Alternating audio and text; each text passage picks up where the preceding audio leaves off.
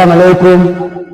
Boleh biyya boleh haramaya biyya keessas biyya alaatis warra jirtan hundi keessan akkam jirtan nagaa fayyaadha. Egaa piroojeektiin haramaya irratti eegalame kun haala gaariitiin adeemaa jira. Kanaafuu ijoollee dila dhibba lamarraa ol yeroo ammaan tana keessatti magaalaa Haramayaa keessa jiran umriin isaanii amata 13 hanga amata 17 walitti fiduudhaan gara meedaatti gara ispoortii irratti akka hirmaatan godhaa jirra. Haala kanaan ijoollee baay'ina 300 ol qabannee garee jaatti addaan qooduudhaan dalagaa keenya eegallee jirra. Rabbii galanni haa ga'u. Kanaafuu wanni kun lafa qabachaa jira yeroo ammaan kana keessatti ijoollee biyya alaa jirtan taphattoota durii haa ta'u deeggartoota durii haa ta'u piroojeektii amma eegalame kana asooseeshinii kana deeggaruu akka qabdan dhaamsaan isinii qaba jechuudha. Maaliif yoo jennee ijoolleen kun keenya obboleeyyan keenya Haramayaan durirraa kaastee kan beekamtu walii wajjin jiraachuu wal ta'anii wajjin jiraachuudha. Kanaafuu ammallee walii wajjin taanee ijoollee kana bakka adda addaarraa akka imeellee ijoolleetii gara ispoortiitti akka hirmaatan wanta godhuu jirru kanarratti hirmaannaan keessan ni barbaachisa. Kanaafuu ijoollee 800 kana walii wajjin taanee gara ispoortiitti deebisuu irratti hirmaannaa keessan barbaachisaa waan ta'eef akka nu cinaa dhaabbatanii isiniin ja'a. Ijoolleen kun yoo jiraatte taphattoonni durii isaan keessatti isin yaadachuu dandeenyu jechuudha. Ijoollee kana araada adda addaa ijoollee xixiqqoo daandii Haramayaa jiru kana ni beekan daandii tokkotti qabnu keessatti ijoollee daa'imni xixiqqoo maastik beenzila dhugaa achitti oolan kana gara ispoortiitti gara kana innee jira warra jimaarra oolu ijoollee dargaggeessi jimaarra oolu shishaarra oolu kana asitti fiduun keenya bu'aa gaarii waan ta'eef jecha isin nuusis deeggartanii ijoollee kana akka daandii qabsiisuu isiniin ja'a jechuudha. Yoo ijoolleen kun jiraatte ijoolleen biyya alaa jirtan ispoortii keessa ammaan dura warri turtan isaan keessa isin yaadanne jechuudha. Fakkeenyaaf Maammadii Ammataaji hirmaannaan kee ni barbaachisa. Ijoollee ammaan kana as jirtu keessatti taphataa cimaa waan taateef hadur dabarsitee cufa ijoollee kana keessatti isin si yaadna jechuudha. Mustafaa Ammataaji hirmaannaan kee ammas ni barbaachisa. Yaasiin Baandaa, Yaasiin Mahammad atis hirmaannaan kee ni barbaachisa. Ijoollee kanaaf jettee ijoollee xixiqqoo kanaaf jettee hirmaannaan kee atis ni barbaachisa. Ni gargaarii Abdurrahim Seentechitti gargaarsa akkami gargaarte nageenyee jirra. Haaluma kanaan itti fufi gargaarsi kee ammas ni barbaachisa. Kabiraatis warreen akka Abdulkariim Hussein nu gargaartaa jirta. Ammas hirmaannaa kee itti fufi jenna. Dinaa Abdullaa Musaa Yaasiin Aliyyi ni jirtaatis gargaarsi kee ni barbaachisa. Telegiraamiis keessatti waan dabarsitee ni beekta. Ijoollee kanaan si yaadachuu dandeenya. Isin tuttunuudha nu cinaa dhaabbachuu akka qabdan dhaamsa asumaaniin isin dhaamsa jechuudha. Hamzii Abdoo jenereeshinii sadaffaa taphataa cimaa irraanfanne. Isa kanaas ijoollee ammaan tana nu keessa jiran taphatan keessaa isa kana yaadachuu dandeenya. Wallahi laazim Hamzii Abdoo taphataa cimaa naannoo Hararitti magaalaa Haramayaa irraa fudhatanii Addis Ababaa geessanii mucaa kana cimina isaa ilaalanii taphataa kana Addis Ababaatti akka taphatu godhanii jiran.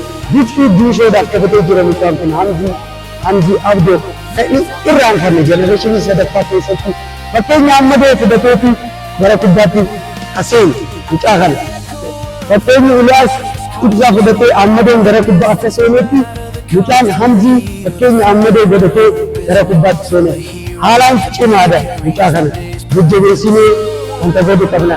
Hirmaannaan isaatis ni barbaachisa. Inni irraanfanne ammallee wanni kana keessatti si yaadatu.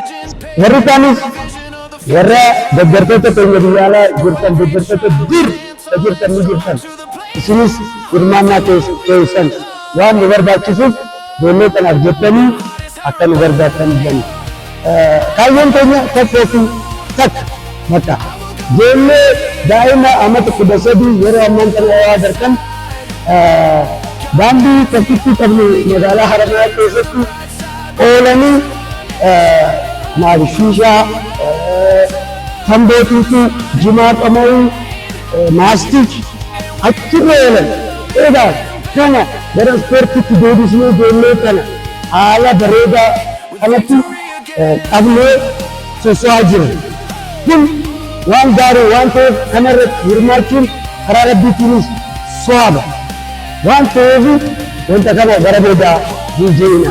Dargaggoonni magaalaa Haramayaa gara ispoortii bakka tokkotti deebisnee biyyaafis ofii isaatiifis warra isaatiifis bu'aafis dargaggeessa bu'aafis uumuudhaaf oomishuudhaaf tattaafirra jirra jechuudha. Waan kun akka laafaatti kan laalamu miti. Kanaafuu walii wajjin taane warri biyya alaa jirtanis taphattoota jiruus haa ta'u kan biraa as jirtanis kan biyya keessa jirtanis bakka takkaa taanee ijoollee kana bakka takkaa deebisnee karaa qabsiisuun dirqamaatu nurra jira jechuudha.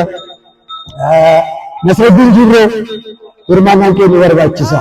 Atis Jamaal Obeerri akka ammaan jira hirmaattee ammaas Diin Abdallaa Muusaa Abdulkariim Hussein isin cuftinuu akka ammaan jira lafa qabsiistanitti ammaas lafa nu qabsiisaa janna.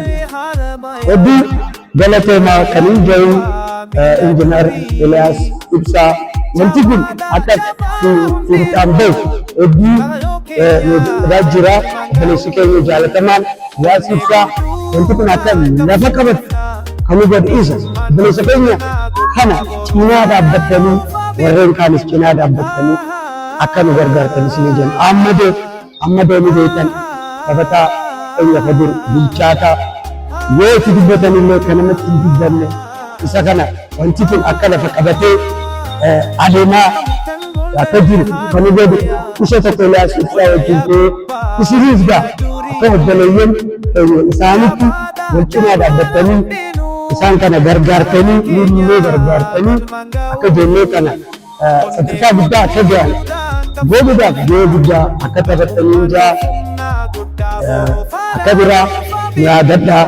Ijoolleen tun yoo jiraatte taphattoota durii san yaadachuu dandeenya jechuudha. Yoo nufi wanni kun ispoortiin Haramayaa irratti dhaabbatee yoo nufi kan jiru taate maaluma yaadanne eenyu yaadachuu dandeenya jechuudha. Wal dorgommiin ispoortii kubbaa miilaa yoo nufi asitti awwaalanne isinis akka awwaalame lakkaa'uu qabdan jechuudha. Kana akkan taane egaa jenereeshiniin biraa jenereeshiniin lammadaa Abdurrahmaan Pooleefaa Kaasaahun Masiin Zannabaa Dassaalany Birrii Abdoosh Abbaasee Hassoofa akka nu keessatti yaadanne sanitti jenereeshinii boodaa ture. Gaafa Nagaraannis Birraa Biittii Sheen taphattoonni Bariisaa akka akkasitti san keessatti nuti jenereeshinii biraa san yaadachuu turre jechuudha. Amma jenereeshiniin amma jiru taphattoota san kan Nagaraannis Birraa Biittii keessa taphatu akkamitti taphatu an isaan deeggar hajjuu danda'u taphattoota ammaa kana keessatti isin yaadachuu dandeenya jechuudha. Kanaafuu wanti kun waan bal'aa ta'eef jecha gargaarsi keessan ammallee yeroo hundumaa nu barbaachisa jechuudha. Yaadannoo yoo qabaattan yaadaan gargaaruu deeggaruu በሙያ መደገፍ ይቻላል። በሀሳብ መደገፍ ይቻላል። ነመ ዱአፍ ደሙ ተከ ለፈራ ካሰኒ በራሴ ሩት ደብሱን አቀረብኩስ ሷብ ኢላዳው እንደርባል ምንም መስፈርት አያስፈልገው ክራይቴሪያ እንደርባል ነመ ተከ ገርጋሩ ጋር ነመ ተውን ብቻን በቂ ጊያድ ጀቹ ሰውን ለመርዳት ሰው መሆን በራሱ በቂ ነው ማለት ነው። እነዚህ ልጆች እንርዳ ስንል አንድ ሆነን በአንድ ዓላማ ለአንድ ዓላማ ነው የተነሳ ነው። ይሄን ያውቀን እንርዳ፣ እናግዝ፣ ከአንዳንድ ነገሮች እናድናቸው እነዚህ ልጆች እያልን ያለ በቃ ይሄና ይሄ ብቻ ነው ዓላማው። በተረፈ ዓላማ ሁለተኛው የድሮ ተጫዋቾችን ስም እንዳይረሱ ከማድረግ አንጻር ይህ ስፖርት ወሳኝ ስለሆነ ለዚህ ነው ይህንን ፕሮጀክት የተከፈተው። በዚህ ውስጥ ነው ያንን ማስታወስ የምንችለው። ስለዚህ ሌሎች በዚህ አሶሲዬሽን ውስጥ ያልገባችሁ ሁሉ የኛ ስለሆነ የጋራችሁ የሐረማያ ልጆች በሙሉ ስለሆነ እንድትሳተፉ እንጠይቃለን። ሀብታሙ ገሰሰ ከካናዳ ሼል በምትጫወትበት አቦል መገሰሳ ልጄ አቦል መገሰሳ ቀባ የተባለበት ጊዜ ታስታውሳለህ።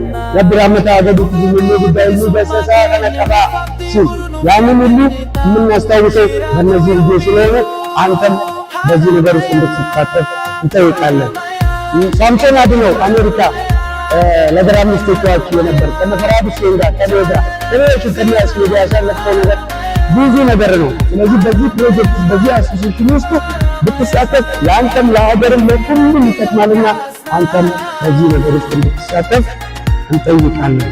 ሌሎችም ስማቸውን ያልጠራዋቸው ካሉ በሙሉ በዚህ ውስጥ ተሳትፋችሁ የእነዚህ ልጆች ሕይወት እናድን። ይህን ነው የምንለው። በሀሳብ መለያየት አለ፣ ግን በመነጋገር ወለጂ ግበቹ ዳኒ ወንተ ይቱ ቻሌንጅ ብትጭበ ወለጂ ግበቹ ዳኒ ሂኩን ይደንደ ያገጠነተኒ ያጋ ወንተ ቦሌ ወንተ ተና ታቡቀን ልጆቹ ያገተክ አነ ልጆቹ ደመስ በመነ ኦሶ እንጂ ከኝ ነው ደምነ ኦላ ጥኛት አስጅት ነግራችን ወለቱም አቦ እሱማ አዲራ እሰጀ ወተከተከቱ ድንድንተኒ ጋፈተን ወላቶ ሰንተሳ ምን ተዲና አፈር እንደበል ወለቱም ነግራት ይዙ ከኒ ወጀቻ ጅሩ ከናፉ ሁጂ ከነረት ሲንጥኒ ወብር ማተን ባዩ ጋሪዳ ገርጋራ ተከታ ገርጋር ሲከሰና ምን ገርጋር ሲሳ የልጂ ገርጋርም ደደብኔ ፖዚቲቭ ቲንከሪ ተውራ ይጋ በቃ ፖዚቲቭ አመለካከት ሊኖረን ይገባል። ባንረዳ እንኳን በሀሳብ ባንረዳ በሙያችንም ባንረዳ በምንም ባንረዳ ወይ ዝም ማለት ወይ ደግሞ ፖዚቲቭ አመለካከት ሊኖረን ይገባል። ረቢን ገርጋሬ ኢላማ ሰደርካ ከነገኘ ጅራ ኢንሻአላህ ፈዲላ ነገኘ ያና ረቢ ቀበሌ ጅራ أنا أفرد بتبني وبتكلم إيه جل ملء مكينا أبدا إشين الجنة جلتوما بايو إشين جالنا